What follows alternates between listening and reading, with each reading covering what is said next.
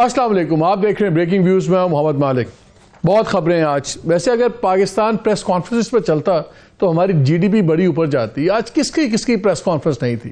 پرویز الہی صاحب ان کی پریس کانفرنس، پیپلز پارٹی والوں کی جو ہے جماعت اسلامی والوں کی، پی ٹی آئی کی تو خیر روزانہ ہوتی ہیں، یو نیم اٹ۔ لیکن عوام کی بات تو آج ایک ہی ہو رہی ہے۔ $25 ایک دن میں چڑھ گیا ہے، ہائیسٹ ایور ریٹ چلا گیا 255.43، یعنی کہ 256 سے سمجھ لیں، 256 سمجھ لیں، اور مارکیٹ میں تقریباً 262 263 کا اس وقت بات ہو رہی ہے، وہ بھی اگر آپ کو مل جائے۔ لیکن اس پہ اب ڈبل رائے ہے۔ ایک تو لوگ یہ کہہ رہے ہیں کہ واقعی at least in the right direction ہوگا، اور یہ کام آج سے 4-5 ماہ پہلے ہو جانا چاہیے تھا، جب سپٹمبر میں ڈار صاحب نے ٹیک اوور کیا اور اس کے بعد آئی ایم ایف والا پروسیس سارا ڈیریل ہو گیا۔ اس کے بعد ہر چیز ہم نے دیکھا کہ بالکل ایک سسپینڈ سی ہو گئی، اور یہی بات ہو رہی تھی کہ جو سی ڈالر کی آرٹیفیشل قیمت رکھی جا رہی ہے، اس کی وجہ سے اس کا سرکاری ریٹ میں اور مارکیٹ ریٹ میں $30 تک کا ڈفرنس ہو گیا۔ اور ہم نے پہلے 6 ماہ میں لاسٹ جو فائنینشیل ایئر کے تھے، 1 بلین سے زیادہ تو ترسیلات میں ہم نے کمی دیکھی۔ ظاہر ہے جو گھر بھیج رہا ہے پیسے، وہ $30 مارکیٹ سے زیادہ لے کے اپنے گھر والوں کو دلوائے گا کہ وہ سرکاری ریٹ پہ کرے گا، اس سے ایک بلیک مارکیٹ بن گئی، اس سے اور ہمارا ڈالر کا کرائسس ہوا۔ لیکن ساتھ ہی جو آج ایک بڑی خبر یہ بھی ہے کہ 300 ارب روپے کے نئے ٹیکسز بھی آ رہے ہیں۔ اس پہ ہی بات کریں گے کہ اس کو کیسے قوم برداشت کرے، کیا ہوگا۔ ڈالر بھی فلائی کر رہا ہے، ٹیکسز بھی 300 ارب کے آ رہے ہیں، کیا ہوگا۔ And at the same time آج پھر سیاسی فرنٹ پہ بھی بڑا لگا رہا، کیا کہتے ہیں، تماشا۔ پرویز الہی صاحب نے آج ہی ٹوک اے ڈگ، آج انہوں نے پھر بڑی طنزیہ انداز سے بات کی اور یہ کہا کہ چلو اس کو پنجابی میں کہتے ہیں ہور چوپو، کہ کیوں اسمبلی توڑی۔ اور اس میں انہوں نے کہا جی 3-4 لوگ انہوں نے ان کی بات کی، اور خاص طور پہ سرکاسٹک میں یہ بھی کہا کہ شاید اگر فواد چودھری پہلے اندر ہو جاتے تو شاید گورنمنٹس بچ جاتی اور یہ ساری چیزیں نہ ہوتی۔ فواد چودھری کے ساتھ جو ہو رہا ہے وہ بھی بڑا بیڈ ٹیسٹ میں ہو رہا ہے۔ ان کو کل ہتھ کڑیاں لگا کے اور چہرہ ایسے چھپا کے لائے گئے جیسے کوئی ٹیررسٹ لایا جاتا ہے، which was an extremely bad taste anyway۔ یہ کیوں پرویز الہی صاحب نے بات کی؟ اور آج ہی ان کے فیکشن نے ایک نیا لیگل بیٹل شروع ہو جائے گی۔ انہوں نے اپنا اجلاس بلا کے اور چودھری شجاعت حسین ان سب کو فارغ کر دیا ہے، طارق چیمہ صاحب وغیرہ کو۔ اب انہوں نے خود وجاہت حسین کو صدر بنا دیا ہے، اور اسی طرح کامل علی آغا صاحب اب سیکرٹری جنرل بن گئے ہیں in place of Tariq Cheema صاحب۔ انہوں نے اپنی پریس کانفرنس کر کے کہا ہے کہ یہ جعلی اجلاس تھا، وہ بھی ہم کورٹس میں دیکھیں گے۔ لیکن ڈویژنز جو نظر آئی ہیں وہ ان کی پرویز الہی صاحب کی جو ڈگ تھی، اگرچہ وہ بار بار اپنا اناؤنس کرتے ہیں کہ میری لائلٹی خان صاحب کے ساتھ ہی ہے، بٹ ہیونگ سیڈ دیٹ، ساتھ ہی وہ اس پہ کافی لمبی انہوں نے آج بات کی۔ پھر اس کا جواب حماد اظہر صاحب نے دیا، اور انہوں نے بھی اسی ذرا سخت لینگویج رکھ کے اس کا بھی جواب دیا۔ تو آپ کو یہ لگتا ہے کہ right beneath the surface all is not good between اپنا پی ٹی آئی اور ان کے ایلائز کے۔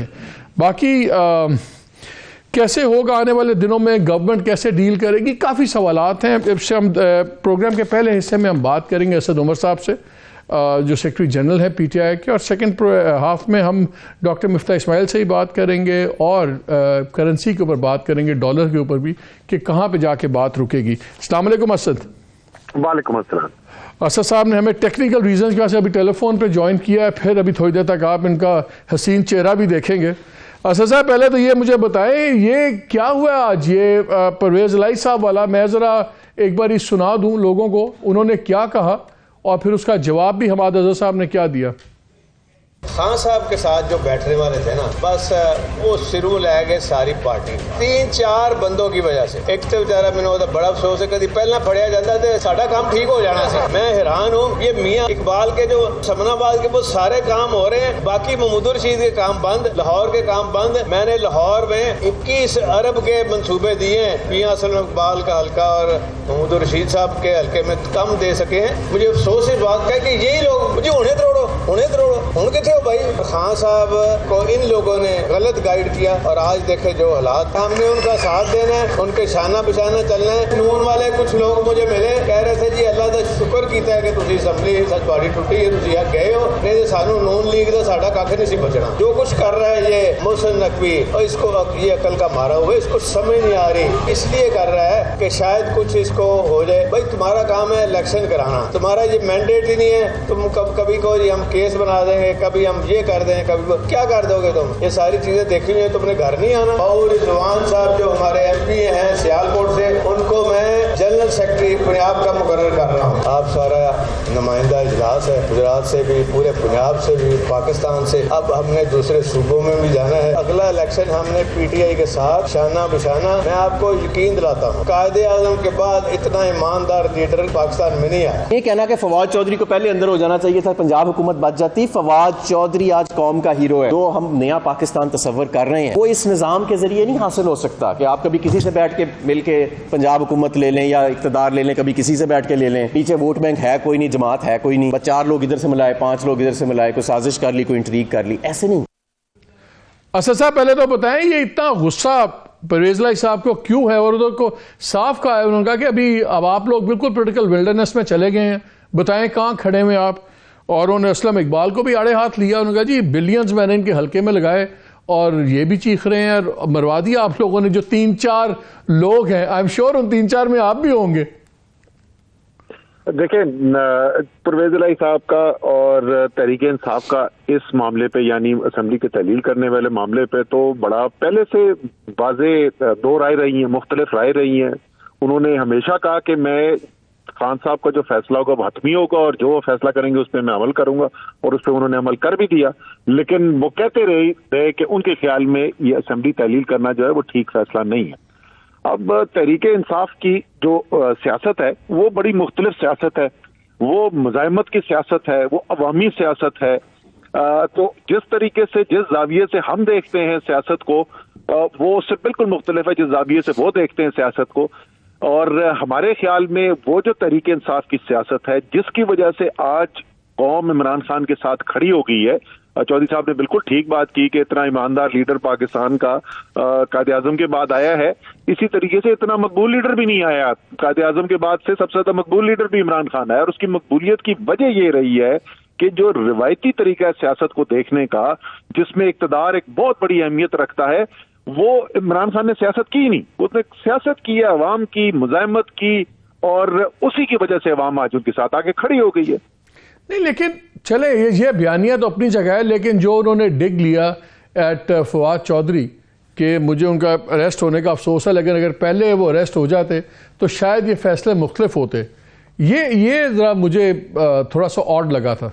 मतलब ये मेरे ख्याल में उन्होंने जो बात की वो ठीक बात नहीं है। एक शख्स खुद वो मान भी रहे हैं कि अफसोस भी हुआ, और किस बात का हुआ? फवाद चौधरी को किसी के वो करप्शन के लिए पकड़ा है, फवाद चौधरी ने किसी की चोरी की, डाका डाला। फवाद चौधरी जो है वो टिका के इस इम्पोर्टेड हुकूमत के बारे में बात करता है, इसकी हकीकत पाकिस्तान के सामने रखता है, सच को सच कहता है, जो कड़वा भी होता है वो बात करता है, और उसी वजह से उसका एक अवाम के अंदर उसकी मकबूलियत भी है, लोग उसको सुनना चाहते हैं। वो तो इसलिए अरेस्ट हुआ है कि उसने इन लोगों की जो चोरियां हैं, जिस तरीके से वो मुल्क को तबाही की तरफ ले जा रहे हैं, वो उसके ऊपर खोल के बात करता था। तो फवाद चौधरी के साथ सारी पार्टी खड़ी है, पाकिस्तान के अवाम खड़े में फवाद चौधरी के साथ। और ये भी मैं बात बोल दूं कि ये भी दुरुस्त नहीं है कहना कि फवाद चौधरी को डिसॉल्व करे। पहली बात तो जाहिर है कि चेयरमैन इमरान खान आखिरकार फैसला करते हैं, इमरान खान का फैसला था, और ये मैं पहले भी बता चुका हूं, ये जो सजेशन प्रपोजल भी आया था वो शाह महमूद कुरैशी साहब की तरफ से आया था। तो मेरे ख्याल में किसी भी जाविये से आप देखें तो वो नामुनासिब बात है। लेकिन उन्होंने, हाँ I totally agree with you, लेकिन उन्होंने तो इसको अब ये तनकीद खाली इस बात की नहीं की, अब तो हो भी गया है। अब वो इसको ये एनालिसिस दे रहे हैं परवेज इलाही साहब कि ये गलत फैसला था। उन्होंने कहा बताएं कहाँ खड़े हुए आप लोग, क्या आपको मिला है? अगर हम 1 साल रहते तो बात और थी। क्या अब आपके नजदीक ये फैसला ठीक था? मैं वही थी, तो मैं बड़ा तफसील से मालिक ही तो मैं पहले कह रहा था ना, वो जिस तरीके से वो सियासत को देखते हैं, जो उन्होंने सारी जिंदगी सियासत की है, उसमें तरक्याती फंड्स, उसके अंदर नौकरियां, उसके अंदर जो पोस्टिंग ट्रांसफर है, जो एक रिवायती सियासत है पाकिस्तान की, اس روایتی سیاست کے اگر آپ پہلو سے دیکھیں گے تو آپ کو یہ فیصلہ بڑا عجیب لگے گا کہ آپ نے حکومت چھوڑ دی, اب آپ کے ترقیاتی منصوبے آپ نہیں کنٹرول کر رہے, پوسٹنگ ٹرانسفر آپ نہیں کنٹرول کر رہے.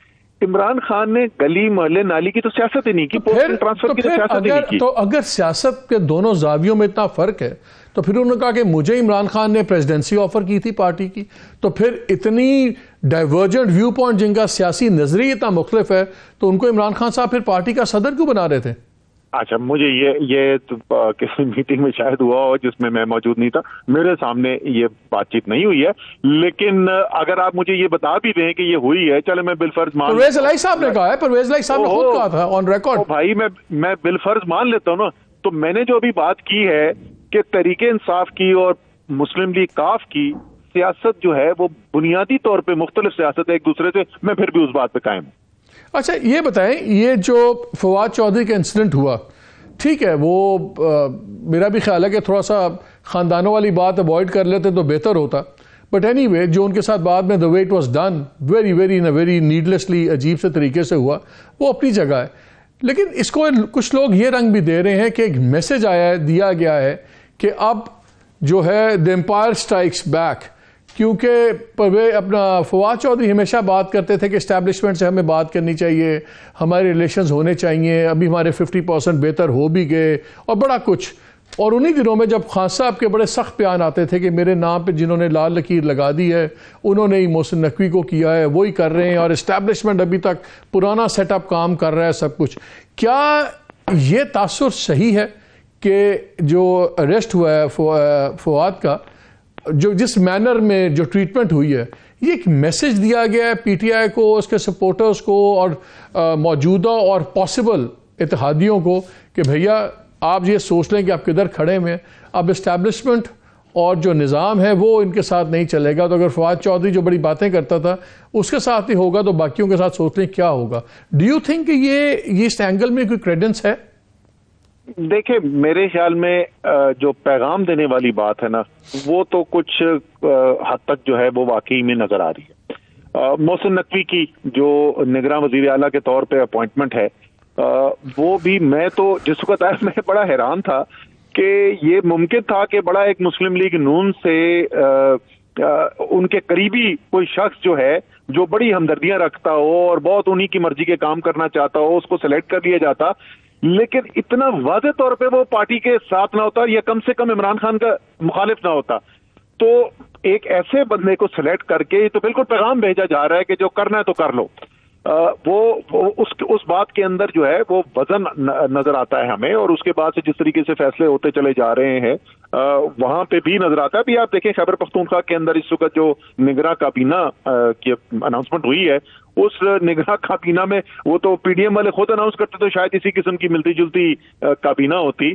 تو وہ پیغام تو بالکل نظر آتا ہے کہ ایک واضح قسم کا پیغام دیا جا رہا ہے کہ آئین, جمہوریت, قانون کے مطابق جس طریقے سے ملک چلایا جاتا ہے, جس طریقے سے نگراں حکومتیں بننی چاہیے, جس قسم کے لوگ وہاں پہ لگنے چاہیے, وہ پاکستان میں اس وقت اب نہیں ہونے والا. اور اس وقت پاکستان کے اندر جمہوریت جو ہے وہ کاغذ کے اوپر ہی نظر آ رہی ہے. یہ بار بار اسد یہ بتائیں کیوں بات ہو رہی ہے کہ جی الیکشن کسی قیمت میں ملتوی نہیں ہونے چاہیے؟ حالات جس طرح ہو رہا ہے ہمیں نظر آ رہا ہے کہ جو کرائسس ہے پولیٹیکل سچویشن کا وہ ایک کیوس میں تبدیل ہوتا جا رہا ہے. بہت زیادہ ڈفرینسز آ گئے ہیں. آج صدر صاحب لاہور میں تھے اور میں پروگرام ایک سن رہا تھا, اس میں شامی صاحب بھی اس میٹنگ میں تھے, تو شامی صاحب 2-3 چیزیں اپنے پروگرام میں بتا رہے تھے. انہوں نے ایک چیز انہوں نے کہا کہ صدر صاحب نے 2 چیزیں کہیں. ایک تو انہوں نے کہا کہ جی مجھے امید ہے کہ جو انسٹیٹیوشنز کہہ رہے ہیں نیوٹرلٹی کے بارے میں وہ سچ ہے, اور دوسرا انہوں نے کہا کہ جو سے الیکشنز ہیں کسی بھی قیمت پر پوسٹ پون نہیں ہونے چاہیے. کیا آپ تو صدر سے ملتے رہتے ہیں, آپ کے پارٹی کے وہ لیڈر رہے ہیں, کیا صدر صاحب کو بھی پورا یقین نہیں ہے انسٹیٹیوشنز کی نیوٹرلٹی کا, اور وہ بھی کیوں اس بات پہ بات کر رہے ہیں کہ الیکشنز ہونے چاہیے ہر قیمت پہ؟ کیا جنرل الیکشنز پوسٹ پون ہونے کا حقیقی خطرہ آپ لوگوں کو نظر آ رہا ہے؟ دیکھیں جو الیکشن کے اوپر جو شکوک و شبہات ہے، آپ کو پتا ہے کہ پہلے جس کو لنگر کب کہا جاتا ہے سیاسی حلقوں میں اور صحافتی حلقوں کے اندر، یہ پہلے سے چل رہی تھی کہ یہ الیکشن وقت پہ نہیں کرانا. پھر جس وقت اسمبلی تحلیل کرنے کی ہماری بات ہوئی تو لوگوں نے پہلے کہا کہ جناب آپ اسمبلی جو ہے وہ تحلیل نہیں کر سکیں گے، پھر ان کا اعتماد کا ووٹ نہیں مل سکے گا. اس کے بعد ہو گیا تو اس کے بعد لوگوں نے کہا کہ الیکشن نہیں ہوگا.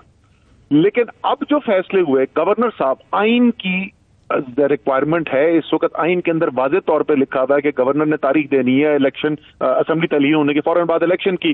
اسپیکر نے خط لکھا ان کو، پنجاب کے گورنر کو یاد دہانی کرائی، انہوں نے پھر کچھ نہیں کیا. الیکشن کمیشن نے ان کو خط لکھ دیا اور کہا کہ جناب ان تاریخوں کے اندر تاریخ کا اعلان کرتے ہیں، انہوں نے پھر بھی نہیں کیا.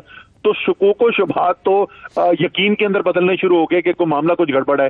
اس کے بعد آج میں نے میڈیا ٹاک میں بھی بات کی تھی، ملک احمد جو بڑے منجھے ہوئے ترجمان بھی رہے ہیں پارٹی کے، سینئر آدمی ہیں اور ان کی بات کے اندر وزن ہوتا ہے، آج انہوں نے ایک عجیب و غریب بیان دیا اور وہ انہوں نے یہ کہا کہ ہاں یہ تو آئین میں لکھا ہوا ہے کہ 90 دن کے اندر اندر الیکشن کرانا ضروری ہے، لیکن آئین میں یہ کہاں پہ لکھا ہوا ہے کہ اگر نہیں ہوئے تو پھر کیا ہوگا. مطلب یہ تو اتنی عجیب و غریب بات تھی. تو میں نے کہا یار پھر چیک کرنا چاہیے، کو قانونی ماہرین سے بات کرنی چاہیے، کیا انہوں نے واقعی کو بہت زبردست نکتہ نکال دیا ہے. تو سب لوگوں نے مجھے، جو بڑے بڑے لائرز انہوں نے کہا جی بڑا سادہ سا جواب ہے اس کا کہ اگر آپ آئین کو جانتے بوجھتے ہوئے اس کو مجروح کرتے ہیں یا معطل کرتے ہیں یا اس پہ عمل نہیں کرتے تو سیدھا سیدھا آرٹیکل 6 لگتا ہے اور غداری کا مقدمہ ہے اس کے اوپر. تو یہ جس طرح کے ایکشنز ہو رہے ہیں، جس طرح کے بیانات آ رہے ہیں، اس کی وجہ سے شکوک و شبہات پیدا ہو رہے ہیں. صدر صاحب کو بھی اس کی وجہ سے ان کے بھی ذہن میں شاید شک پیدا ہوا ہوگا. چلا یہاں پہ ہم ایک وقت تھا چھوٹی سی بریک کا، بھی بہت سی باتیں ہیں اسد عمر صاحب سے، ان کی پارٹی کے بارے میں بھی ایک دو بڑی سینسٹیو باتیں ہیں وہ بھی کرنی ہے. ہمارے ساتھ رہیے گا.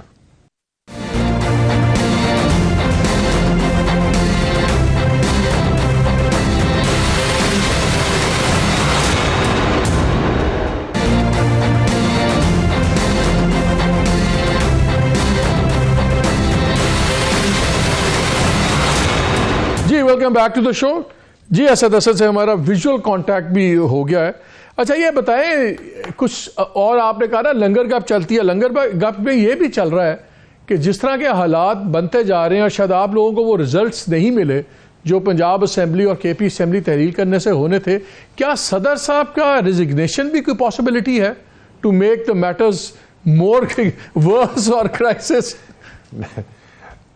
نہیں، پہلی بات تو میں اس سے اتفاق ہی نہیں کرتا. وہ یہ جو ریزلٹس اچیو کرنے والی بات ہے، جیسے میں پہلے ذکر کر رہا تھا، تو پہلے انہوں نے کہا کہ جناب آپ جو ہے نا یہ تو گورنمنٹ آپ کی تحلیل آپ کر ہی نہیں سکتے، گورنمنٹ آپ کی جائے گی، آپ نے اعتماد کا ووٹ ہی نہیں لے سکیں گے. ہم نے اعتماد کا ووٹ لے لیا، انہوں نے کہا جی پرویز الہی جو ہے نا تحلیل نہیں کریں گے، انہوں نے تحلیل کر دی.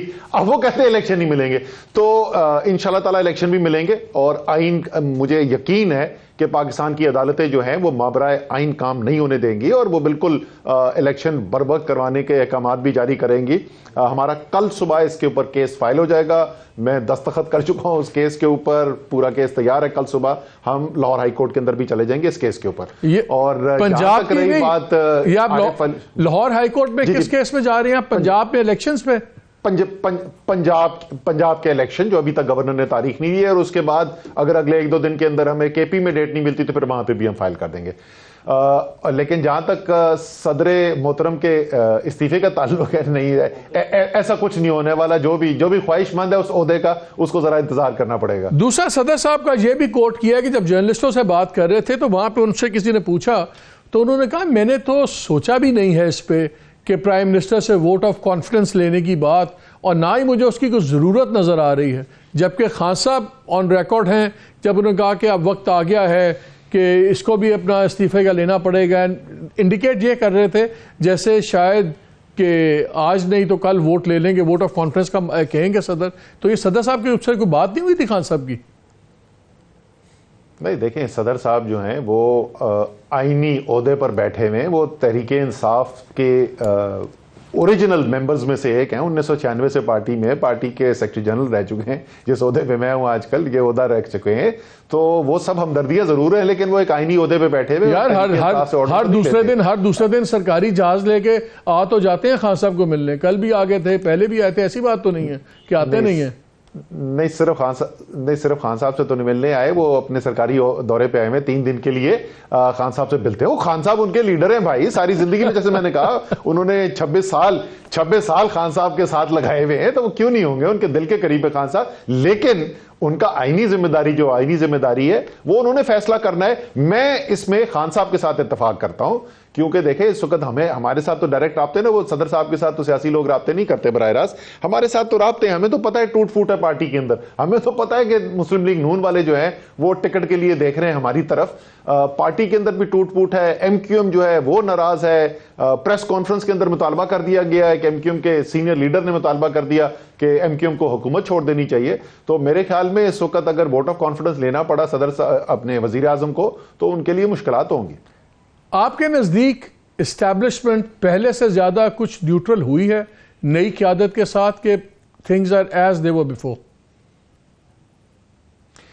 دیکھیں جیسے آپ نے درست کہا کہ فواد چودھری نے ابھی میرے خیال میں 2 یا 3 دن پہلے کہا تھا کہ 50% حالات جو ہیں وہ امپروو ہوئے. میرے شو میں کہا تھا انہوں نے یہ بات, میرے شو میں کی تھی. آپ کے شو بالکل کی تھی.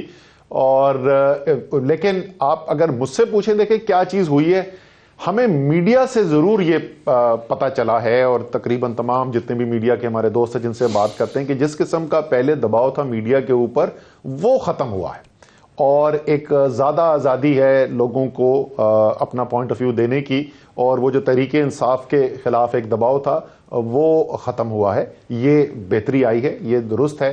لیکن ہمارے جو سیاسی لوگ ہیں, ہمارے پارٹی کے M P As M N As وغیرہ جو ہیں, وہ ابھی بھی بڑی تعداد میں, کم نہیں بڑی تعداد میں بھی وہ کہتے ہیں کہ جی رابطے بھی ہوتے ہیں, اور یہ بھی تجویز دی جاتی ہے کہ عمران خان کے ساتھ آپ کا مستقبل جو ہے وہ آپ کے لیے شاید بہترین مستقبل نہ ہو آپ کے سیاسی کریئر کے لیے. تو یہ چیز جو ہے وہ ابھی تک ہمیں چلتی ہوئی نظر آ رہی ہے. اور اس کے علاوہ جس طریقے سے نگراں حکومتوں کے فیصلے ہوئے, کون لوگ کابینہ میں آ رہے ہیں, کس کو وزیر اعلیٰ لگایا گیا, تو وہ جو پاکستان کے عمومی ایک تجزیہ ہوتا ہے, وہ عمومی تجزیہ یہ کہتا ہے کہ اس قسم کی چیز اگر ہو رہی ہے تو اس کا مطلب پیچھے اسٹیبلشمنٹ کی جو ہے نا وہ ہاتھ موجود ہے. اور یہ آئی تھنک آپ نے بھی کہا تھا, یہ سوال اٹھایا تھا کہ وہ محسن نقوی صاحب کی جو پکچرز آ گئیں آرمی چیف کے ساتھ, اس کے اوپر بھی سوال اٹھے. تو اس وقت لوگوں کے ذہن میں, بشمول میرے ذہن میں, یہ ایسا کلیئر نہیں ہے کہ اسٹیبلشمنٹ جو ہے وہ نیوٹرل ہو چکی ہے. اچھا, ابھی میں نے سوال تو ایک دو اور کرنے تھے, لیکن ابھی بریکنگ نیوز آئی ہے کہ آئی ایم ایف کا ڈیلیگیشن آ رہا ہے 31 جنوری کو, اور وہ آ کے اب ریویو کے لیے آ رہے ہیں. یہ جو آج ڈالر کا ہوا, انہوں نے قدغنیں ہٹائیں, اور جو آرٹیفیشل بیریئرز لگائے ہوئے تھے, ڈالر تو چڑھ گیا 25 روپے, ٹھیک ہے, لیکن کیا آپ کے خیال میں یہ بیریئرز آج سے سپٹمبر میں 5 ماہ پہلے ختم نہیں ہو جانے چاہیے تھے؟ ہمارا بہت زیادہ معاشی نقصان یہ آرٹیفیشل بیریئر سے نہیں ہوا تھا؟ بے تحاشا نقصان جی. ہمارے اربوں ڈالر کی ترسیلات زر گریں اس کی وجہ سے, اربوں ڈالر کی ہماری ایکسپورٹس کا نقصان ہوا اس کی وجہ سے, کاروبار کو جو انتظامی طریقے سے ڈالر کے آؤٹ فلو کو روکنے کی کوشش کی گئی, ہزاروں کاروبار تباہ ہو گئے اس کی وجہ سے, لاکھوں لوگ بے روزگار ہو گئے. تو بے تحاشا تباہی آئی ہے. ڈالر کی قدر اتنی تیزی سے گر جانا ایک نقصان دہ چیز ہے, یہ کوئی اچھی چیز نہیں ہوئی جو آج ہوا ہے. لیکن اس کا حل یہ ہوتا ہے کہ وہ جو بنیادی ستون ہیں جن کی بنیاد کے اوپر آپ کی جو کرنسی ہے اس میں ایک سٹیبلٹی آتی ہے, آپ نے وہ ٹھیک کرنے ہوتے ہیں, نہ کہ وہ تو آپ غلط پہ غلط فیصلے کرتے چلے جائیں. آپ فنڈامنٹل جو اکانومی کے ان کو اڑا کے رکھ دیں, اور اس کے بعد صرف اپنی ایک انا پرستی کے لیے, کیونکہ میں نے یہ اعلان کر دیا تھا کہ وہ جی آئیں گے ڈار صاحب تو 200 روپے سے کم نیچے ڈالر چلا جائے گا, تو اس لیے میں نے پاکستان کی معیشت کی تباہی کر کے رکھ دینی ہے. تو اگر آپ مجھ سے پوچھیں کہ کیا اب ان کو اپنی غلطی تسلیم کر کے یہ کر دینا چاہیے تھا, بالکل کر دینا چاہیے تھا. ساتھ ان کو قوم سے ذرا معافی بھی مانگنی چاہیے تھی. اچھا, یہ غلطیاں تسلیم کرنے کی بات تو کہتے ہیں نا, takes a big man to apologise. وہ کہتے ہیں 2 نقصان پاکستان کی معیشت کو بہت ہوئے ہیں. ایک کہ ڈار صاحب نے جو 5 ماہ سپٹمبر سے لے کے اب تک جو ڈیریل ہوا پروسیس, اور ایک جب آپ فائنانس منسٹر بنے تھے تو آپ نے جو 6-7 ماہ تھے یہ فیصلہ کرنے میں تاخیر کر دی کہ ہم نے جانا ہے نہیں جانا, what ever. Now looking back, کیا وہ آپ کا فیصلہ غلط تھا؟ کیا واقعی پاکستان کی معیشت کو اس سے بھی بہت لاس نہیں پڑا؟ ذرا سا کمپیئر کر کے دیکھ لیتے ہیں اور تجزیہ کرتے ہیں. کولڈ بلڈ اوپن ہونا چاہیے نا انسان کو. یہ تو نہیں ہے کہ آپ اگلے کھول رہے ہیں کہ آپ نے جو فیصلہ کیا وہ ٹھیک ہی فیصلہ کیا ہوگا. دیکھیں اس 8 ماہ کے عرصے کے اندر ہوا کیا, یہ آپ معذرت کے ساتھ آپ درست نہیں کہہ رہے کہ ہم نے فیصلہ کیا کہ آئی ایم ایف کے پاس جانا چاہیے نہیں جانا چاہیے. وہ تو میرے فائنانس منسٹر بننے کے 1 ہفتے کے بعد آئی ایم ایف کو پہلی کال چلی گئی تھی, 4 ہفتے بعد وہ 5 ہفتے بعد پاکستان کے اندر تھے. ہم نے جو ان سے اس وقت فیصلہ کیا وہ فیصلہ یہ کیا کہ ہم نے یہ چیزیں ان سے نیگوشیٹ کرنی ہے.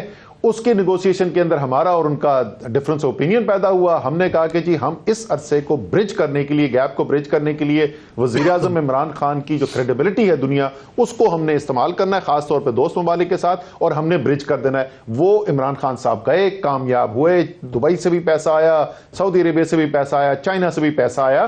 اور اس کے بعد جس وقت ہم فروری میں بیٹھے دوبارہ نیگوسیشن شروع کی تو اپریل تک ہم نے وہ نیگوسیشن کلوز کر دی. اور آئی ایم ایف نے پہلے سے نرم شرائطوں کے اوپر ہمیں ایگری کر لیا کیونکہ ہم بہتری دکھا چکے تھے. 70% کرنٹ اکاؤنٹ کے ڈیفیسٹ میں کمی آ گئی تھی. موٹا موٹا حساب دیکھ لیتے ہیں, اس وقت 73 روپے کی کمی آ چکی ہے جب سے عمران خان کی حکومت گئی ہے روپے کی قدر میں, اور یہ زیادہ تر لوگوں کی ایکسپیکٹیشن ہے کہ کل یہ مزید گرے گا. میرے 8 ماہ جو تھے اس کے اندر 15 روپے صرف قدر کے اندر کمی آئی تھی. افراط زر سنگل ڈیجٹ میں تھا, یعنی 10% سے بھی کم تھا, اس وقت 30% سے اوپر ہوا ہے. لیکن جو سب سے جو مارکیٹ جو ہوتی ہے نا جس کا کوئی دل نہیں ہوتا, جس کو کہتے ہیں کولڈ بلڈڈ مارکیٹ ہے, وہ عالمی بانڈ مارکیٹ ہوتی ہے. اور ایک اب تو لوگوں نے سب نے نام سن لیا, کریڈٹ ڈیفالٹ سواپ ریٹ ہوتا ہے. یعنی آپ سمجھ لیں کہ آپ نے اپنے بیرونی قرضوں کی اگر انشورنس لینی ہے تو اس کی کیا کاسٹ ہے. جس دن میری فائنانس منسٹری ختم ہوئی تھی مالک, اس دن 3.5% CDS کا ریٹ تھا.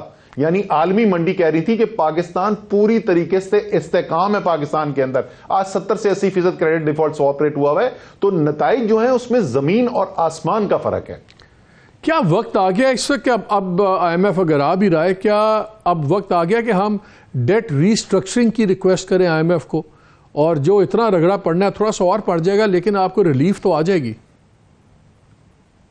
دیکھیں کسی صورت میں بھی پاکستان جہاں پہ اب جس کھائی کے اندر گر گیا ہے, یہ ڈیٹ ریسٹرکچرنگ کیے بغیر نہیں نکل سکتا. ہمیں بجائے کہ یہ جس طریقے سے ابھی میں نے کہا نا انا پرستی پہ ہم نے فیصلہ کر دیا ایکسچینج ریٹ کا, اسی طریقے سے انا پرستی کے اوپر ہم نہ مانگے اور ہم چلے جائیں گے ڈیفالٹ میں, ایک ڈس آرگنائز طریقے سے ایک ان پلانڈ ڈیفالٹ کے اندر جائیں گے جس سے بے تحاشا تباہی مچنی ہے ملک کے اندر, اکانومی کے اندر. اس سے بہت بہتر ہے کہ اس بات کو مانا جائے کہ اب ڈیٹ ریسٹرکچرنگ ناگزیر ہو گئی ہے. اس کے لیے کیا آپ کو ضرورت کرنی پڑے گی؟ آپ کو بنیادی اصلاحات کے فیصلے کرنے پڑیں گے, کمٹمنٹ کرنی پڑیں گے, ورنہ آپ کو کوئی ڈیٹ ریسٹرکچرنگ نہیں الاؤ کرے گا. اور یہ وہی کر سکتی ہے حکومت جس کے پیچھے عوامی مینڈیٹ ہو, جو اگلے 5 سال کے لیے الیکٹ ہو کے آئی بھی ہو. بار بار کہہ کہ ہم پاگل ہو گئے, اسی لیے بھائی جب تک الیکشن نہیں کراؤ گے, چاہے مسلم لیگ نون یا پیپلز پارٹی جیت کے آ جائے, جب تک فریش مینڈیٹ کے ساتھ کوئی پارٹی نہیں آئے گی, وہ تمام جو دور رس اصلاحات ہیں, بنیادی اصلاحات ہیں, اس کے فیصلے نہیں کر سکتی, اس پہ نہیں کمٹمنٹ کر سکتی. جس حکومت کے آئینی طور پہ صرف چند مہینے بچے ہوئے ہو, اس کو کیسے یہ اختیار ہوگا یا وہ کیسے وہ فیصلے کریں گے؟ اس لیے ایک ہی حل ہے اس معاشی انتشار سے نکلنے کا, اور وہ ہے ایک نیا الیکشن. اچھا ایک بات بتائیں, جتنی پولرائزیشن ہوئی ہوئی ہے عوام کے اندر ہو گئی ہوئی ہے, بلکہ کچھ دن پہلے میں نے خبر دی تھی کہ 2 بڑے پریمیئر انٹیلیجنس ادارے ہیں, ان کے ہیڈز کے اندر ویو پوائنٹ کا ڈفرنس تھا. آج اطلاع مل رہی ہے کہ ایک میں تبدیلی بھی ہو گئی ہے. تو ہمیں بہت سینسٹیو ایریاز میں ہم خبریں سن رہے ہیں, لیکن نظر یہ آتا ہے کہ اب آپ کا اور گورنمنٹ کا, فیڈرل گورنمنٹ کا اور یہ پی ڈی ایم کا رادر, اتنے زیادہ وہ ہو گئے میں ڈفرینسز کہ اب تھرڈ پارٹی آربیٹریشن کے بغیر آپ لوگ کسی ایک طرف چیز پہ اگری نہیں کر سکتے, چاہے وہ ایون آئین کی امپلیمنٹیشن پہ بھی سوال اٹھنے شروع ہو گئے. ایک خبر ایک اور چل پڑی ہے آج کہ جی ڈیجیٹل وہ جو مردم شماری ہے اس کے بعد ہم الیکشن کیا جائے. اگرچہ ڈیجیٹل مردم شماری پہ ڈیلے نہیں ہونا چاہیے, لیکن اس ملک میں ہر چیز ہو سکتی ہے. اب مردم شماری کا ایک منترا چل رہا ہے بڑا خطرناک, اور جس طرح ایم کیو ایم نے کراچی میں جو ان کے ساتھ ہوا ہے, جو انہوں نے سٹانس لیا ہے, آپ کو نظر آتا ہے کہ کچھ پتے لگ رہے ہیں ڈیفرنٹ جگہوں پہ.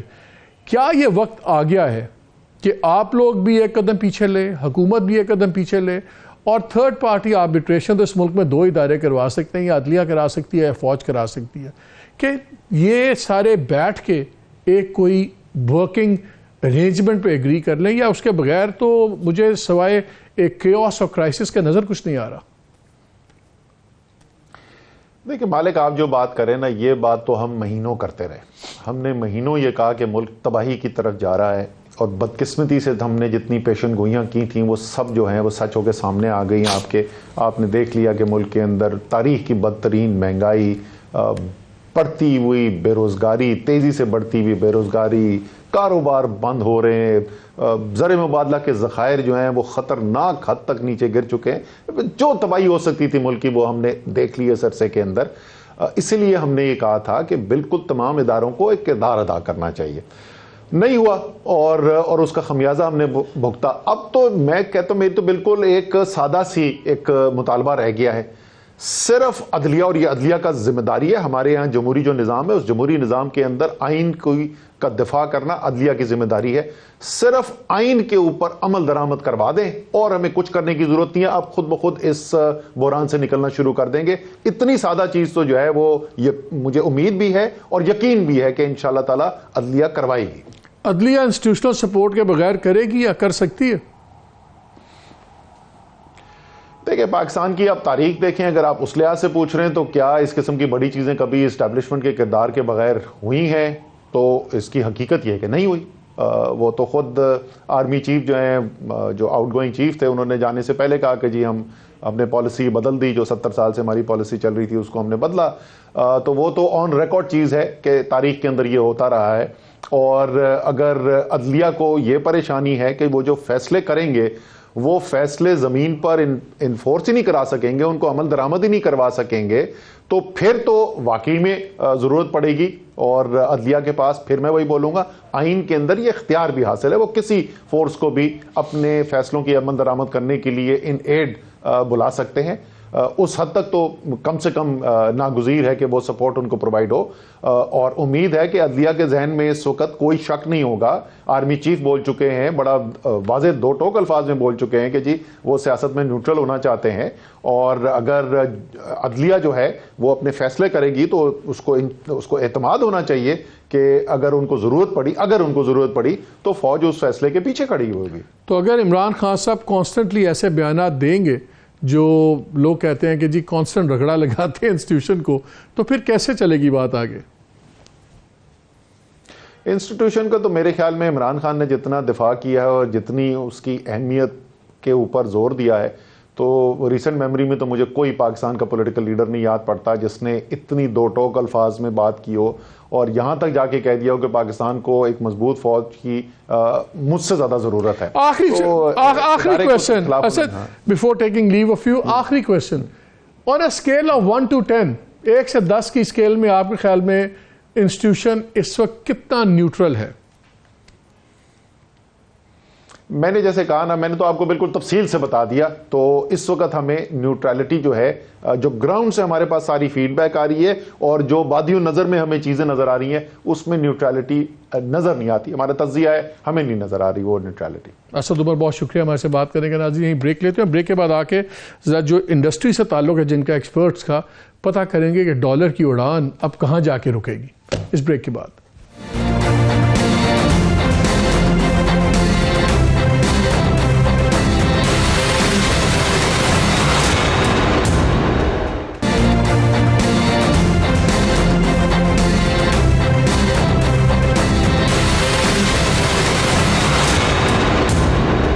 جی welcome back to the show. اس بریک میں ہمارے ساتھ ظفر پراچا صاحب ہمارے ساتھ ہیں، جنرل سیکرٹری ہیں exchange company association of Pakistan. Paracha صاحب یہ بتائیے، ایک دم ہوا پہلے 1-2 دن پہلے پتہ لگا کہ آپ کی ایسوسیشن نے کہا کہ جی یہ کیپنگ ہٹائے تبھی جا کے یہ بلیک مارکیٹ ختم ہوگی، آپ لوگوں کا اور ریٹ، انٹر بینک اور ریٹ، ایک عجیب کنفیوژن تھا. آج 25 روپے بڑھ گیا ہے. انڈسٹری کے لوگ کہہ رہے ہیں کہ یہ کہیں جائے گا 270 تک جا سکتا ہے، پھر کہیں جا کے سٹیبل ہوگا. کیا جو بہت زیادہ اپ اینڈ ڈاؤن ہمیں نظر آ رہا ہے، یہ کچھ دنوں تک آپ کے خیال میں چلے گی مارکیٹ میں، ابھی فلکچویشن کے ہفتوں تک چلے گی؟ مجھ کو لگتا ہے جی یہ کچھ ہفتوں تک جا کے سیٹل ہوگا مارکیٹ جو ہے، کیونکہ ابھی جو آج اتنا بڑا جمپ لگا ہے تقریباً 25 روپے کا، تو اس کے بعد میں یہ دیکھ رہا ہوں کہ کچھ کریکشن آنی چاہیے.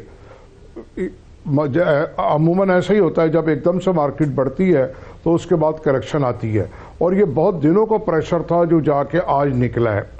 اور ہم تو کافی عرصے سے کہہ رہے تھے، ہم کیا آپ جیسے لوگ بہت زیادہ میڈیا پرسنز اور بینکرز اور باہر کے لوگ بھی یہ کہہ رہے تھے کہ دیکھیے آپ اس کو زبردستی روک نہیں سکتے، لیکن بدقسمتی سے انٹر بینک کے اندر بھی کیپ لگا رہا اور ہماری اوپن مارکیٹ میں بھی کیپ لگا رہا، جبکہ ہم بینکس کے ساتھ جو آفیشلی ڈیل کر رہے تھے پچھلے 2 ماہ سے وہ تقریباً 250 اور 55 روپے پہ کر رہے تھے.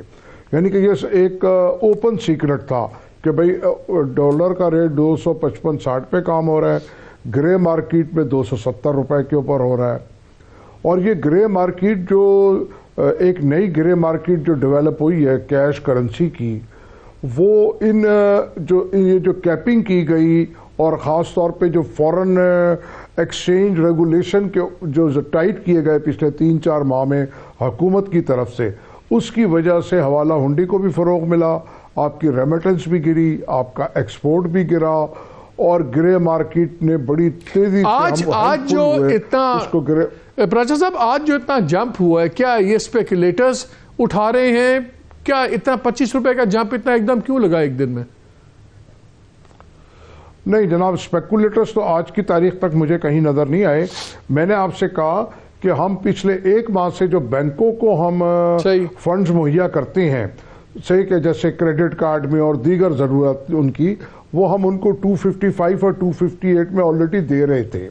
تو یہ ریٹ تو میں نے کہا نا اوپن سیکرٹ تھا کہ بھئی یہ ریٹ ہے، اور صرف یہ تھا کہ ہم کو کیپنگ ہٹانی پڑی اور پبلک کو بتانا پڑا. جیسے پرسوں ہماری میٹنگ ہوئی تھی ای کیپ ایسوسیشن کی، تو اس میں ہم نے یہی کہا کہ جناب اب بہت ہم لوگ تھک چکے ہیں، کتنا لوگوں سے غلط بیانی کریں گے اور کتنی ہم لوگوں کی باتیں سنیں گے، کیونکہ اب ایک یہ تاثر جانا شروع ہو گیا تھا کہ شاید گورنمنٹ ہم کو ڈالر دیتی ہے اور ہم بلیک مارکیٹ کر رہے ہیں، لوگوں کو نہیں دے رہے. جبکہ ایسا نہیں ہے، یہ تو پبلک کے ڈالر ہیں جیسے دیگر کموڈیٹیز ہیں. اسی طرح ایک یہ کموڈیٹی ہے مسٹر اے سے لے کے مسٹر وائی کو ہم بیچتے ہیں، اور اس کے اندر ایک حد تک تو گورنمنٹ کا کنٹرول ہونا چاہیے، لیکن بہت زیادہ کنٹرول نہیں ہونا چاہیے. لیکن ایک چیز بتائیے، تمام ملک میں تمام تنقید ہو رہی ہے ڈار صاحب کے اوپر کہ جی ڈار صاحب نے ضد لگائی بھی تھی اور انہوں نے کیا تھا. ہمارا تو خیال تھا اسٹیٹ بینک جو انڈیپینڈنٹ ہے، تو کیا اسٹیٹ بینک اب بالکل فائنانس منسٹر صاحب کی بات سن کے چل رہا تھا؟ دیکھیے بات یہ ایسا فیلر آ رہا ہے اب کہ جب تک رضا باکر صاحب تھے تو اسٹیٹ بینک بالکل انڈیپینڈنٹ تھا، لیکن اب جب سے ڈار صاحب آئے ہیں تو لگتا ہے کہ اسٹیٹ بینک کے اندر انفلوئنس ہے. اسی لیے یہ کیپنگ بھی ہوئی اور یہ جو بھی زیادہ معاملات خراب ہوئے اس کی ہونے کی وجہ بھی یہی نظر آتی ہے. اور آگے بھی لگتا ہے کہ اگر اسی طرح انفلوئنس رہا، اسٹیٹ بینک خود مختار نہیں رہا، تو پھر لگتا ہے کہ مزید پریشانی ہوگی. خیر وہ تو دیکھیے، وہ تو آئی ایم ایف والوں نے تو اب چڑھا دیا نا، ہمیں صحیح پھندا گلے میں پڑ گیا ہے. 31 کو ڈیلیگیشن بھی آ رہا ہے اور ان کی وجہ سے ہی آئی تھنک ان کو آنے ون آف دا کی ڈیمانڈ یہی تھی اس کو فری کرنے کی. لیکن میں اس لیے پوچھوں کہ ابھی آپ لوگوں کی کچھ دن پہلے میٹنگ بھی ہوئی تھی اسلام آباد میں فائنانس منسٹر صاحب کے ساتھ، باقی لوگوں کے ساتھ، تو تب آپ لوگوں کو کیا مزاج نظر آ رہا تھا کہ اگر یہ آئی ایم ایف کا ڈنڈا نہ ہوتا تو یہ ایسے ہی چلنا تھا کام ابھی؟ جی میرا خیال یہ ہے کہ یہ کام ابھی ایسے ہی چلنا تھا، اور اگر آئی ایم ایف کا پریشر نہ ہوتا تو یہ نہ ہوتا. وہ کوشش کر رہے تھے کہ اس کو کنٹرول کرنے کی، اور شاید وہ اس کو کنٹرول کر لیتے، لیکن جو مارکیٹ فورسز اور جو ہمارے فائنینشیل کریڈینشلز ہیں وہ اس وقت بہت خراب ہیں. آج بھی اسٹیٹ بینک کے ریزرو گرے ہیں تقریباً 900 کچھ ملین ڈالر کے، اور اس وقت ہم 3.5 بلین پہ آگے، 3.5 بلین پہ آگے. یہ بتائیں، ایک یہ بھی مارکیٹ میں ابھی بھی یہ کہا جا رہا ہے کہ جی ریٹ تو چڑھ گیا اوپر لیکن ڈالر ابھی بھی اویلیبل نہیں ہے. تو ڈالر ابھی بھی یہ کب تک ریٹ اور ڈالر دونوں ہی مارکیٹ میں آ جائیں گے؟ بیکاز کہہ رہے ہیں کہ ریٹ تو اوپن ہو گیا ہے، ڈالر نہیں مل رہا ابھی بھی. دیکھیں آج تو ڈالر کی اویلیبلٹی تھی، اب رہ گئی فزیکل ڈالر کی، کیش ڈالرز کی، اس کی شارٹیج ہے، وہ بینکس کی طرف سے نہیں مل رہا. کل جو ہماری میٹنگ ہوئی ہے اسٹیٹ بینک میں، تو ڈپٹی گورنر ڈاکٹر عنایت صاحب نے ایشورنس دی ہے کہ ہم بینکوں کو سپلائی کریں گے اور بینکس آپ کو دیں گے اور اپنے اکاؤنٹ ہولڈرز کو دیں گے، کیونکہ ہمارا جو مین ایجنڈا تھا کل یہی تھا کہ بھئی کیش ڈالر کی سپلائی ہو، آپ اس کا کوئی بندوبست کریں۔ تو انہوں نے اپنی ٹیم کو کل فوری طور پہ آرڈر پاس کیا کہ آپ بینکس کو ڈالر سپلائی کریں۔ تو یہ لگتا ہے کہ ایک دو دن میں جب مارکیٹ میں ڈالر آ جائیں گے تو پھر ایزیلی اویلیبل ہوگا۔ ویسے آج بھی سپلائی تھی ڈالر کی، کیونکہ ریٹ جو ہے نا، جو کیپ ہٹنے کی وجہ سے جو ایکچول ریٹ ہے ہم وہاں آ گئے ہیں۔ اس کے ساتھ ساتھ میں آپ کے توسط سے ایک بات یہ کہنا چاہوں گا کہ جو حکومت کہہ رہی ہے امپورٹرز کو کہ آپ ڈالر خود ارینج کریں، تو اس سے بھی جو گرے مارکیٹ ہے وہ ختم نہیں ہوگی، مزید گرو ہوگی اور حوالہ بڑھے گا۔ میں یہی آپ سے پوچھنے لگا تھا، میں ایک بہت بڑے بزنس مین کو جانتا ہوں، میں نے ان سے بات کی تو انہوں نے میری بڑی کھل کے بات کی۔ ان کا مالک میں تو یہاں سے خریدوں گا ڈالر، ہنڈی سے باہر جائیں گے، شو ہم یہ کرائیں گے کہ باہر سے ہم نے ڈالر بھیجے ہیں۔ تو یہ تو پھر اگر ایٹ دا سیم ٹائم یہ اگر ہو گیا تو پھر حوالہ مارکیٹ کیسے کم ہوگی؟ جی بالکل کم نہیں ہوگی جب تک گورنمنٹ اپنی پالیسیز ٹھیک نہیں کرے گی، خاص طور پہ ایران افغانستان ٹریڈ پالیسی اور امیگریشن پالیسی، اور ایک جو یہ نیا انہوں نے حوالہ لوگوں کو بول دیا آپ حوالہ کریں، امپورٹ کی پیمنٹ کا ارینجمنٹ خود کریں، تو وہ حوالہ بھی بڑھے گا، گرے مارکیٹ بھی بڑھے گی۔ اس سے بہتر یہ ہم نے ان کو تجویز دی تھی کہ آپ $50,000 تک کی LCs ایکسچینج کمپنیز کو دے دیں، ہم یہ بوجھ اٹھانے کے لیے آپ کا تیار ہیں، کیونکہ ہمارے پاس اتنی کیپیسٹی ہے کہ ہم $300 ملین تک ماہانہ امپورٹرز کو دے سکتے ہیں، کیونکہ ابھی بھی ہم بینکس کو کریڈٹ کارڈ کے لیے اور پبلک کو ہیلتھ کے ایجوکیشن اینڈ ٹریولنگ کے لیے ہم پرووائڈ کرتے ہیں۔ ابھی کتنا کرتے ہیں؟ 300 ملین 300 ملین ابھی آپ کرتے ہیں، اور آپ کہتے ہیں کہ 300 ملین اور کی گنجائش ہے۔ اچھا آپ لیٹ سے اگلے دو تین صاحب ویری کوئکلی آپ کہہ رہے ہیں کہ اگلے 2-3 ہفتے میں تک فلکچویشن رہے گی، پھر کچھ ٹھہراؤ آئے گا، تو آج مارکیٹ میں اور اوپن مارکیٹ میں اور ریٹ کا کیا فرق تھا انٹر بینک میں اور اوپن مارکیٹ میں، اور آنے والے 2-3 ہفتوں کے بعد آپ یہ فرق کہاں دیکھتے ہیں؟ آج تقریباً انٹر بینک اور اوپن مارکیٹ برابر تھی، جیسا کہ پچھلے 3-4 مہینے پہلے تھا کہ انٹر بینک زیادہ ہوتا تھا اور اوپن مارکیٹ کم ہوتی تھی، تو آج لیول پہ آ گئی ہے۔ اور یہ آنے والے 2-3 ہفتے میں لیٹ سے اگر ڈالر جنوری تو ختم ہونے والا ہے، اگر ہم کہیں کہ فروری کے آخر تک، مجھے کچھ لوگ کہتے ہیں کہ 270-280 کے درمیان میں یہ سیٹل ہوگا، اگر اس لیول پہ جا کے بھی سیٹل ہو جاتا ہے تو تب آپ کو مارکیٹ کا فرق 1-2 روپے کا نظر آئے گا جو پہلے ہوتا تھا، کہ اس سے زیادہ نظر آتا ہے پھر آپ کو؟ جی بالکل یہی رہے گا۔ اگر ہم ریئل ایکسچینج ایفیکٹو ریٹ کے اوپر چلتے رہیں گے تو اوپن مارکیٹ اور گرے مارکیٹ اور انٹر بینک مارکیٹ میں فرق نہیں رہے گا، اگر کوئی ڈراسٹر چینج نہیں آ جاتا۔ اور خاص طور پہ جو حکومت اس وقت LCs کے لیے پیمنٹ کے لیے جو بزنس مین کو کہہ رہی ہے کہ آپ خود ارینج کریں، تو پھر اس بارے میں ابھی کہنا کچھ قبل وقت ہوگا، پالیسیز ٹھیک کرنے کی ضرورت ہے۔ راجہ صاحب بہت شکریہ فار یور ٹائم۔ ناظرین آپ نے تمام باتیں سنی، 2-3 چیزیں بڑی کلیئر ہیں۔ IMF کا وفد آ رہا ہے 31 کو اور ظاہر ریویو ہوگا، یہ ابھی سٹارٹنگ پوائنٹ ہے کرنسی کا، اور جیسے مارکیٹ کی باتیں سن رہے ہیں 270-280، اگر جو بھی ہونا ہے ہو دیکھی جائے گی، لیکن اس کے بعد سب سے امپورٹنٹ چیز یہ ہوگی کہ اگر انہیں ٹیکسیشن کرنی ہے 300 ارب روپے کی جو ہم بات سن رہے ہیں، تو وہ ان کو گریجول اور ٹارگیٹڈ سبسڈیز بھی کرنی ہوں گی تاکہ بالکل ایک جھٹکے میں سب کو مروا نہ دیں۔ اور تیسری بات کہ اگین یہ جو حوالے کی بات ہو رہی ہے، اگر بزنسز کو آپ اس طرح الاؤ کریں گے کہ وہ شو یہ کر رہے ہیں کہ باہر سے پیسہ آ رہا ہے، بلک یہیں سے پیسہ اٹھایا جائے گا، پھر اس میں فیٹف کی بھی امپلیکیشنز ہیں۔ تو آئی تھنک ایک چیز تو ہو گئی کہ یہ ضد تو ختم ہو گئی ڈالر کی قیمت کی، اب دیکھنا یہ ہے کہ کیا باقی اسٹرکچرل ریفارمز ہوں گی، کیونکہ مہنگائی کا ایک طوفان آئے گا ابھی، اور شاید اگر یہ اسٹرکچرل اس کے لون کی ریسٹرکچرنگ کے لیے چلے جائیں تو شارٹ ٹرم میں تو شاید تھوڑی سی اور ہمیں تکلیف کاٹنی پڑے، لیکن mid term to long term Pakistan کو فائدہ ہے۔ دیکھنا اب یہ ہے کہ پہلے ضد تھی ڈالر کی آرٹیفیشل پرائس رکھنے کی، وہ تو ٹوٹ گئی IMF کے آگے، اگر ہم دوسری بھی ضد توڑ دیں اور ریسٹرکچرنگ کی ہم اپلائی کر دیں اور اس پہ موو کریں تو پاکستان کو مڈ ٹرم اور لانگ ٹرم کافی ریلیفز ہوں گی۔ اب یہ فیصلے کون کرے گا، 5 ماہ کی حکومت یا 5 سال والی؟ اصل سوال تو یہ ہے۔ اجازت دیجیے، اللہ حافظ۔